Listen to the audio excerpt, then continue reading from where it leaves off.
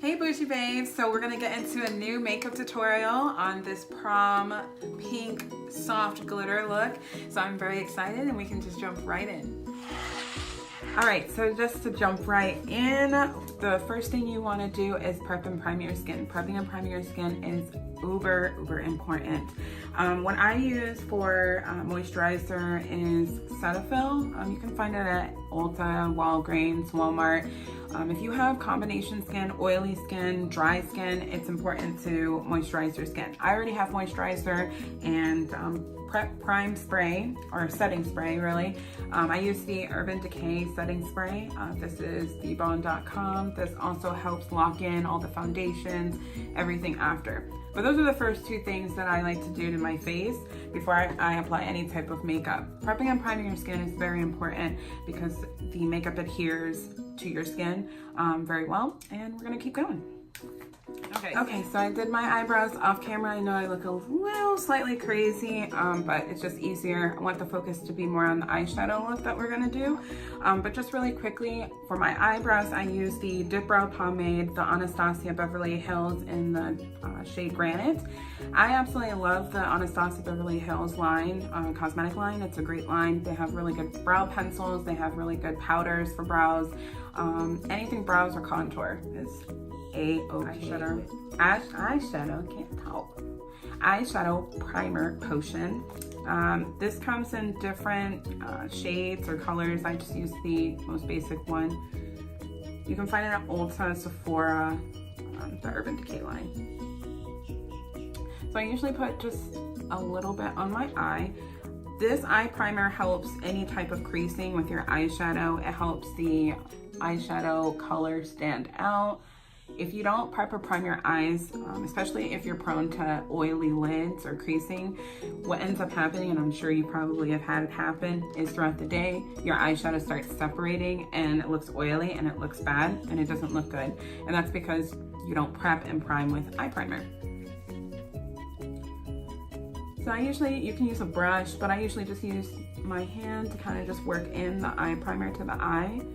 It might go on a little ashy, but don't worry about that. You're not gonna see it through the makeup whatsoever. So next, because I want the color to really stand out that we're working with, a trick that I did learn is using white eyeliner. This also helps if you're working with glitter too, and using glitter glue. The adhesive with the eyeliner, for some reason, helps with the color payoff and your glitter from not going anywhere. So I'm gonna just apply a little bit and then I'm gonna buff it out on my eye, and then I'm gonna go ahead and set my eye.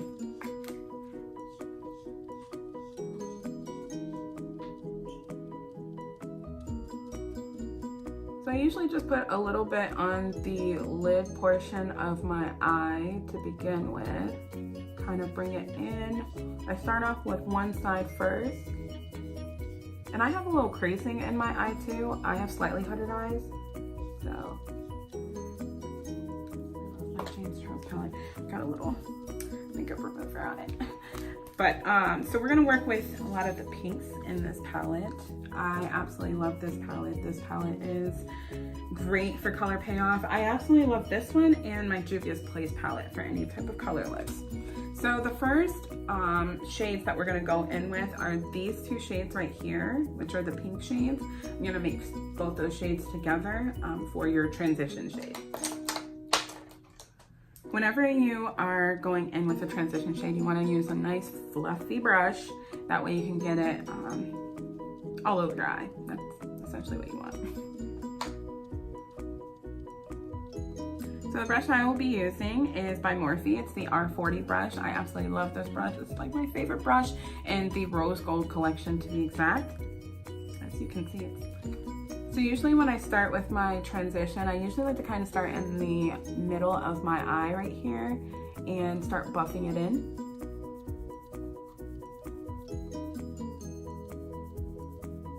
Go slightly below.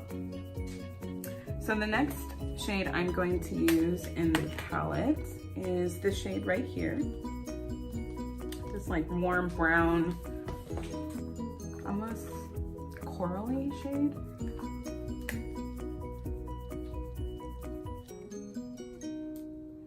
tap any excess.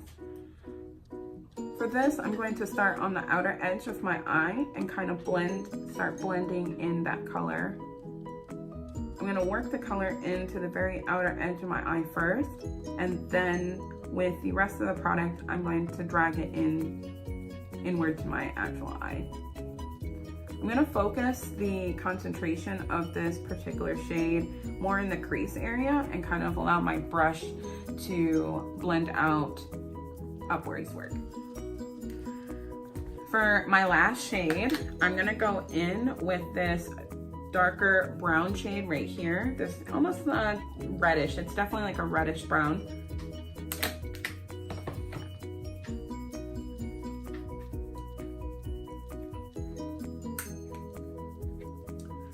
So when working with darker shades, you want to first pack on the color and then blend out.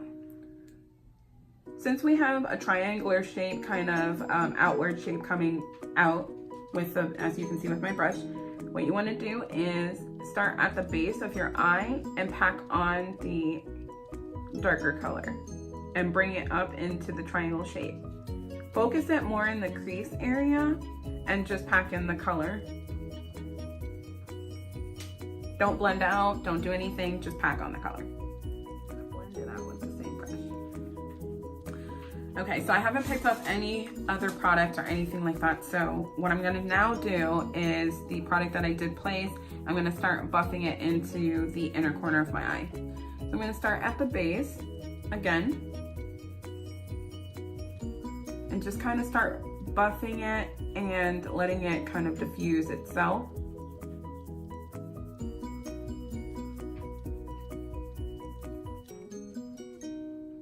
And then I'm gonna focus only on the crease area and buff it into the crease area.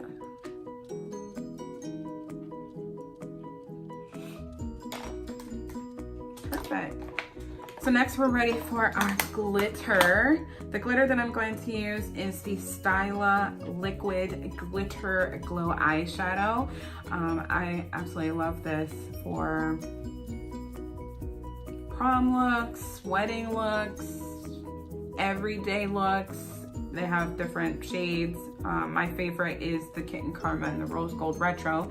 I also have a new one called Gold Goddess that I've used, but for today, we will be using Rose Gold Retro. Again, absolutely love it. So I'm just gonna start at the base of my eye, right here, and then kind of work my way in and feather out the glitter.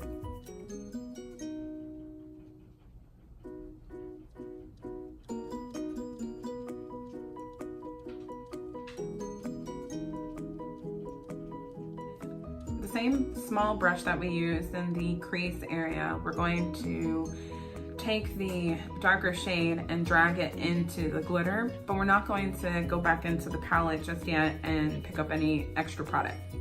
So you're just gonna take your brush and you're just gonna drag the product along the glitter or the eyelid just to buff it.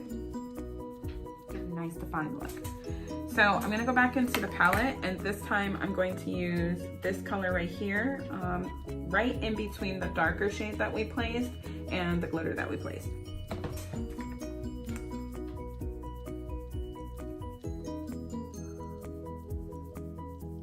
Same for the other eye. Just gonna tap that extra. Okay, so next we're gonna move on to the face. I like to prep my skin with the Porefessional by Benefit Cosmetics.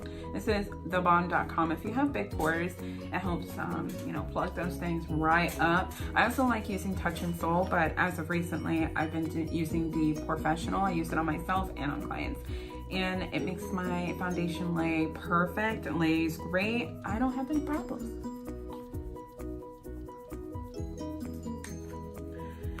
Okay, perfect. So now that I got my primer on my face, the next thing I'm gonna go in with is foundation. What I will say is if you have time in the morning, let your primer sit on your face for like 10-15 minutes. I usually like to put on primer before I start on my eyebrows, but it really depends on how I feel, to be honest. But if you have time, make sure your primer sits on your face for a little bit and then go in with your foundation. So for my foundation, I've been in love with the Huda Beauty foundation, and this shade is Nutmeg. Her foundation is definitely a high full coverage foundation, and it gives a really nice matte finish. You can still get a dewy glow with this foundation, but you probably would have to put like highlighter underneath, and that's a whole nother tutorial that we can do together later. But with the Huda Beauty foundation, I love the coverage. It's full coverage. Even if you have small blemishes, we'll just say that, without color correcting, you won't see it through this foundation. I don't even need to use a lot, so I usually use like 4 pumps of this. Sometimes I use a beauty blender, sometimes I use a brush. If you're using a beauty blender, it is best to use a beauty blender damp or slightly wet. Not completely wet or soaking wet, just slightly wet. The wetness of the beauty blender helps the foundations and whatever creams that you're working with break down and blend a little bit more seamlessly. Also, you want to use a stippling motion, which is this hand motion that I'm using, and you'll probably see it on my face in just a second. But you want to use a stippling motion instead of a swiping motion. That way the makeup lays a little bit better on the face.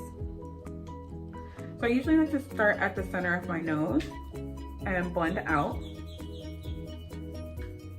and kind of let the product travel. I don't use a lot of product on my face because I don't like cakey looks. And I usually start on the bottom. So taking this Morphe M335 brush, it is actually an all-purpose type of brush, but I like to use it to actually blend and buff out my concealers and any like small areas. So I'm going to start out my chin first and just lightly do the same stippling motion that I did when I applied my foundation, going throughout the day. Okay, so I've blended out the concealer parts. I'm going to now go in and bake. Baking is really just taking the setting powder or finishing loose powder that you have and setting it in the areas that need powder. So for this instance, it would be my concealer I just laid down. I'm gonna start at my chin and dust some on. For this, you can, again, either use the same brush, or if you have a beauty blender, I would use your beauty blender slightly damp and then pick up the powder product. It also helps lay down and prevents any creasing underneath the eye when you do that. So the contour palette that I'm going to be using is by Black Radiant. I absolutely love this contour palette. Anastasia is a really good contour palette, but this one, baby, let me tell you. This one is the medium to dark palette. So I use the medium to dark, and I also use a cross between the deep, dark to deep, excuse me. This one's a newer brand. They just came out with this one particularly. And I also have light to medium for my lighter skin tones, but they have all the skin tones you can possibly think of. And I use a nice big fluffy brush. Again, this brush is so old, I can't even begin to tell you. Oh, this is an e.l.f. brush. This is an e.l.f. powder brush. So again, another trusty e.l.f. brush. It's just a big brush. Again, it's based on preference. Some use a smaller angled brush. I like using a fluffier brush to work on my contour.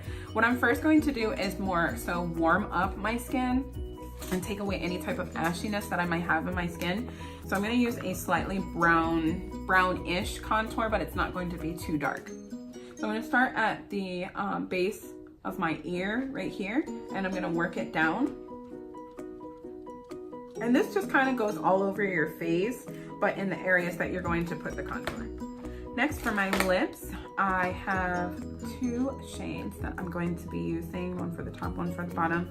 And this is the Vivid Matte Liquid Lipstick by Maybelline. I absolutely, again, love these. This does go on matte. The reason why I like these though is because when it goes on, it doesn't go on immediately drying. It goes on more creamy. Almost feels like lotion for your lips. And